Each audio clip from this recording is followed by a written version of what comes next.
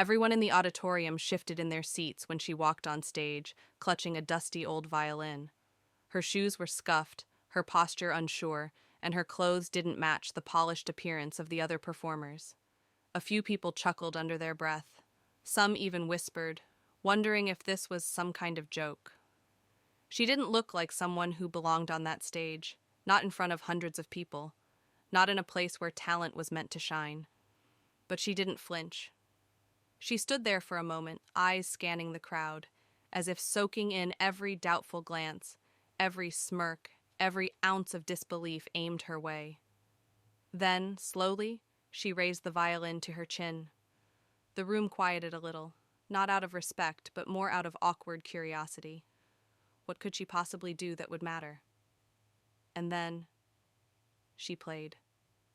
The first note sliced through the silence like a whisper in a storm. Software fragile. But it carried weight, something raw, something real. The laughter stopped. The whispers faded. And one by one, people leaned forward in their seats, drawn in by the haunting melody spilling from that old, battered instrument. Her hands moved with purpose, her eyes closed, lost in a world far from the judging eyes in front of her. It wasn't just music, it was emotion. Years of pain, hope, and silent battles poured out in every stroke of the bow. People began to realize they weren't just listening to a song, they were hearing her story. By the time she reached the final note, there wasn't a dry eye in the room. The same audience that once doubted her now sat in stunned silence, their hearts aching from something they couldn't explain. But what led her to that moment? Who was this quiet girl with the broken violin and the unshakable spirit? And what had she endured to be able to play like that? The answers might just change how you see courage and talent forever. Her name was Mia. She grew up in a quiet town where dreams didn't get very far, especially if you didn't look the part or come from the right kind of family. Money was always tight at home. Her mother worked double shifts at the diner, and her father had been gone for as long as she could remember. They didn't have extras. No music lessons, no fancy instruments. Just a second-hand violin, bought from a garage sale, with one string missing, and a case held together by duct tape. She found it in the attic one summer, tucked behind old boxes and forgotten clothes. Nobody even remembered who it used to belong to. But something about it called to her. She took it to her room, dusted it off, and started teaching herself by watching videos on a cracked phone screen. Night after night, when the house was quiet, she practiced. At first, it sounded awful, squeaky and sharp, but she didn't stop. It wasn't about being good. It was about finding something that made her feel seen. At school, no one knew about the violin. Mia kept her head down. She wasn't the type to be noticed, not by teachers, not by classmates. She didn't wear the right clothes or speak up in class. She was the kind of girl people overlooked, and if they did notice her, it usually wasn't for anything kind. So when the school talent show was announced, no one expected her to sign up. But she did. She didn't tell anyone, not even her mom. She just circled the date on her calendar and practiced harder. Every free moment, every lunch break in the library, every evening after dishes were done, music became her escape, her therapy, her secret rebellion. The night of the show, as she waited backstage, she could hear the others perform. Loud applause, laughter, confident voices echoing through the hall. She stood there, heart racing, violin shaking slightly in her hands. Doubts crept in. Maybe this was a mistake, maybe they'd laugh. And they did, at first. But they didn't know what she'd been through. They didn't know what she was about to show them. In the weeks leading up to the talent show, Mia lived in two different worlds. At school, she still kept to herself, blending into the background like always. The other students were busy rehearsing their routines, dance groups, magic tricks, pop songs with backing tracks. They laughed loudly in the hallways, traded tips, compared costumes.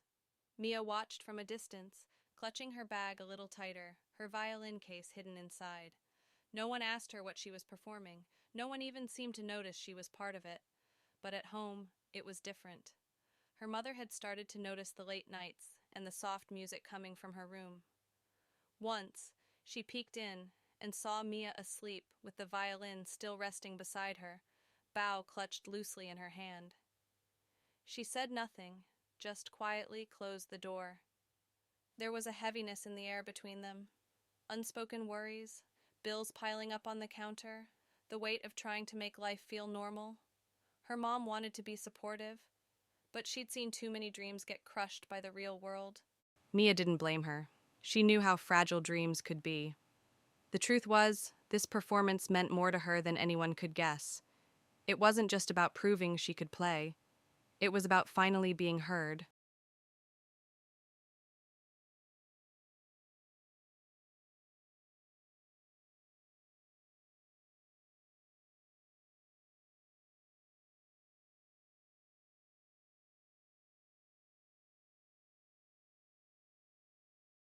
During lunch.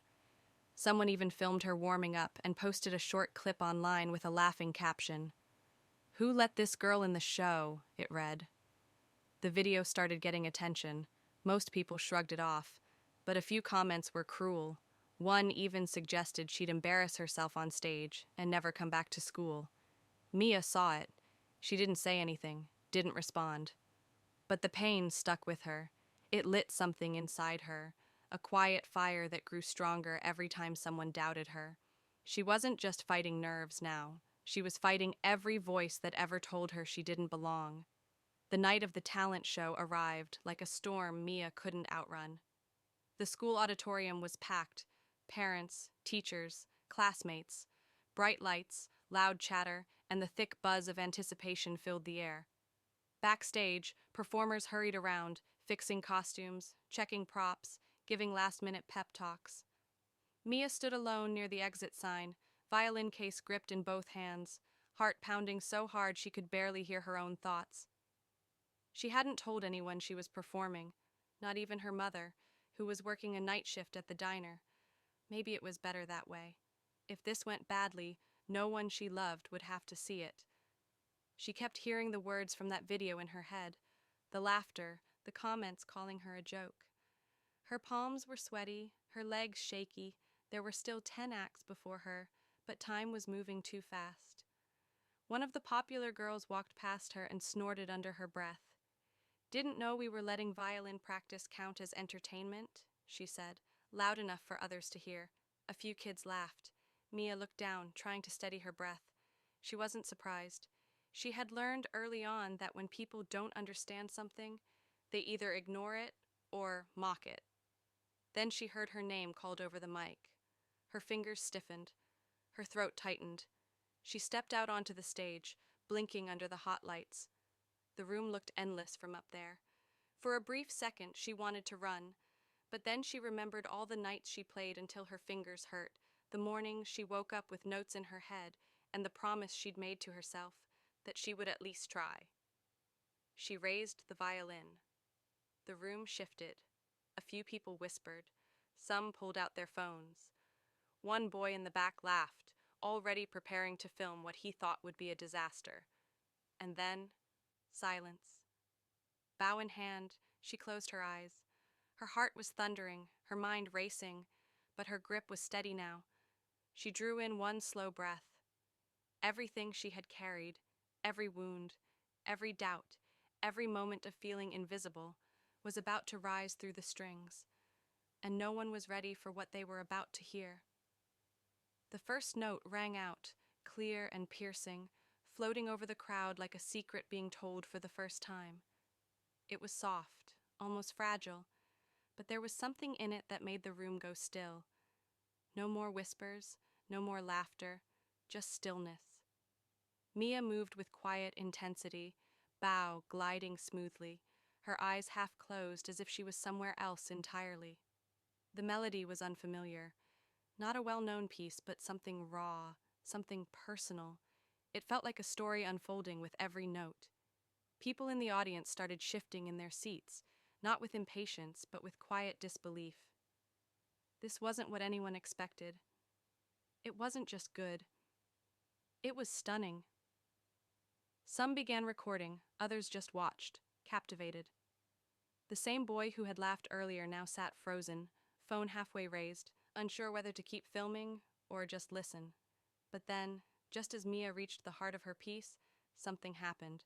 A sharp screech echoed through the hall, the sound of feedback, loud and sudden. Her mic had glitched, the speakers cut out, the music died mid-note. For a moment, everything stopped. Gasps rippled through the crowd. The audio crew scrambled to fix the issue, whispering to each other in panic. Mia stood frozen, violin still at her chin, stunned by the silence. Her fingers trembled. She could hear someone snicker again from the back rows. The sound hit her harder than she expected. She had poured everything into this moment, and now it was falling apart in front of everyone. One of the organizers rushed to the side of the stage, whispering something about restarting. But Mia didn't move. She stared into the crowd, faces waiting, unsure, curious. And then, from the corner of her eye, she saw her mother. She was standing in the back, still wearing her diner uniform, hair pulled back, eyes locked on her daughter. She wasn't smiling. She looked tired, but she was there. The room was still silent, the mic still dead. The option to walk off the stage was there. Easy, safe. No one would blame her now. But Mia tightened her grip on the violin. And instead of stepping back, she took one slow step forward, closer to the edge of the stage, lifted her chin again, and began to play without the mic, without the speakers, without anything but her heart and her sound. No one was expecting what came next. The room was breathless. Mia's fingers moved across the strings, slow at first, barely louder than a whisper. But the sound carried. Somehow, in the silence, her unamplified notes reached the ears of everyone in the auditorium. Maybe it was the way she played, deliberate, full of emotion. Maybe it was the hush of the crowd, now completely still, hanging on every sound. But people leaned forward, eyes wide, drawn in like a spell had been cast. She played like she had nothing to lose, like the world had told her no 1,000 times, and she was answering it with everything inside her. The melody swelled, rich and aching, then soared into something brighter, hopeful, defiant. It was no longer about the talent show or the microphone glitch. This was something bigger. It was her voice, finally heard, not through words, but through every trembling, perfect note. The final moments of her song held the room captive. Even the air felt different, heavy, electric. Then, the last note rang out, slow and soft like a question left unanswered. Mia stood there, still, her bow frozen in the air, eyes closed. No one moved, and then they stood. First a few, then rows and rows. A standing ovation erupted from the crowd, louder than anything the speakers could have delivered. The same students who once laughed were now clapping with tearful eyes. Teachers wiped their faces. Even the boy who had posted the mocking video looked stunned, his phone forgotten in his lap. But just as Mia opened her eyes and saw her mother smiling from the back row, really smiling, proud, glowing, another sound cut through the applause. A voice from the side of the stage. "Did she write that herself?"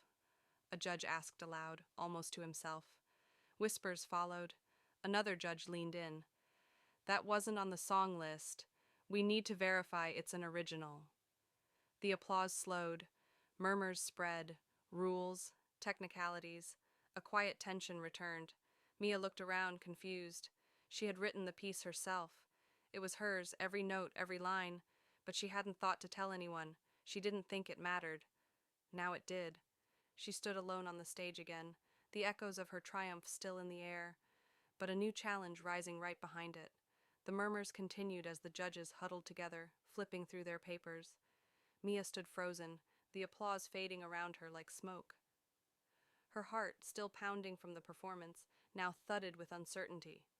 For a moment, it felt like everything she'd worked for might be dismissed because of a technical detail, a missed form, an unlisted title. Then a teacher stepped forward.